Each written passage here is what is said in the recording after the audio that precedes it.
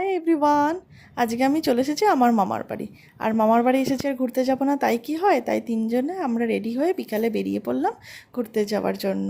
আর এই ঘুরতে যাওয়ার যখনই যাব তখনই দেখছি আমাদের গলির ভেতরে এই দুটো গরু আমাদের পথ আটকেছে। আর গরুগুলোকে দেখে এত ভয় লাগছিল, বড় বড় শিং। তারপরে আমরা ভয়টাকে জয় করিয়ে পাশ কাটিয়ে চলে গেলাম। আর পরে আমরা টোটো করে নিলাম। আর এই যে পাশে বজরাংবলী ঠাকুর, এই ঠাকুরকে পুজো হচ্ছিল, তাই প্রণাম করে আমরা চলে গেলাম আমাদের উদ্দেশ্যে।